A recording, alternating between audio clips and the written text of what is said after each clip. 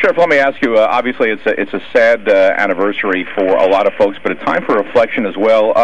What do you remember from that day? You were out there certainly and also acting, I think, as a spokesman at some point. What do you think about this as you reflect on it 1 year later?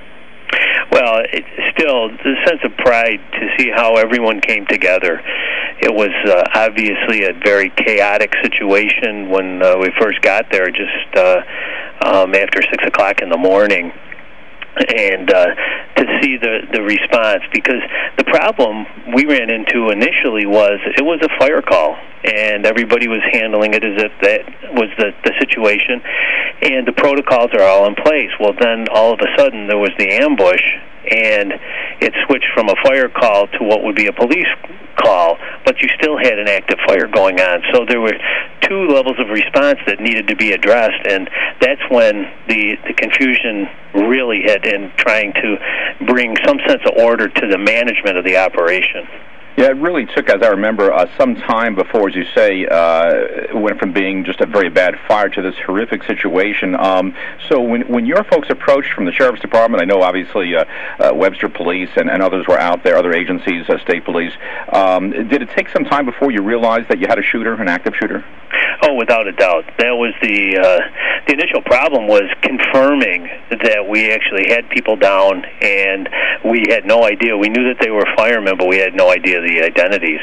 And our SWAT team was activated the minute they found out that there was an active shooter in the area, and they were able to bring in the armored vehicles to be able to address the evacuation needs, one, to protect the people that were down, and then to be able to address the neighbors and be able to control the immediate scene around the fires.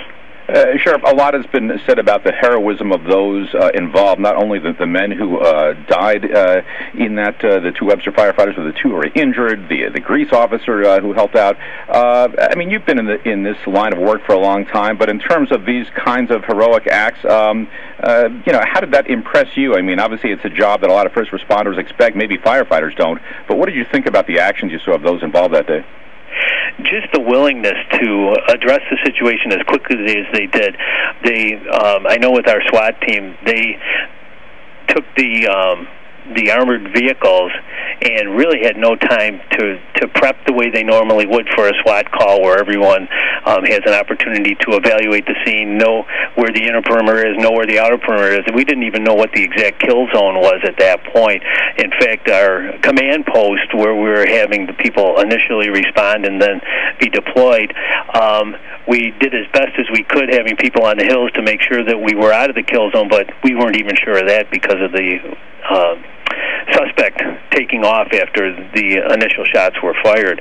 But our people were able to go in and address each of the concerns as they came. One, confirm the people down, protect the people that were injured, and be able to evacuate and get medical attention to them, and then to be able to work your way out from the house and the immediate shooting to be able to make sure that the needs of the rest of the community were addressed.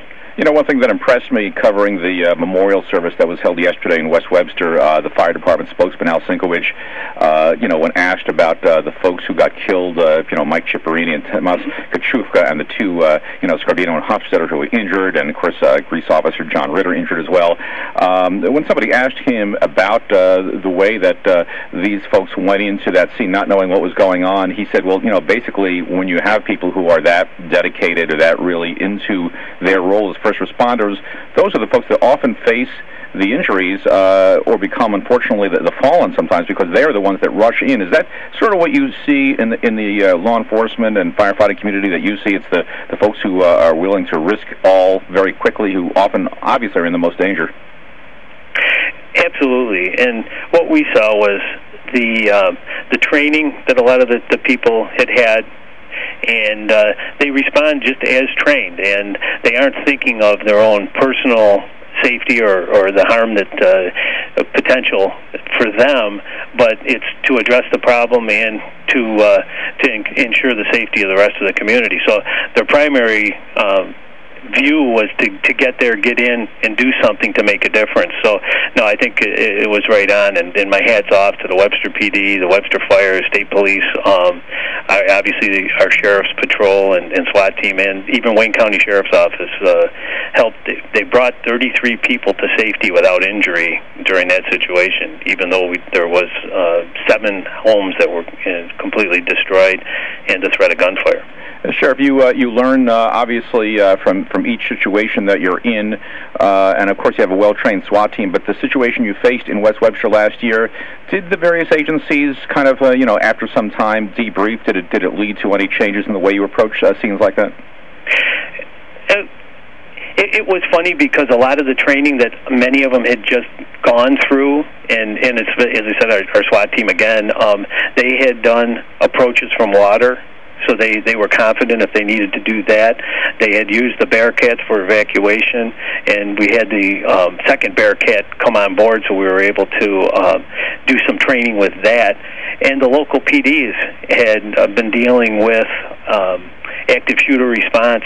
So they all felt confident, but obviously as you go through and you debrief after a situation like this, you do learn a lot, and I'm sure we'll be actively incorporating that learning into the future training.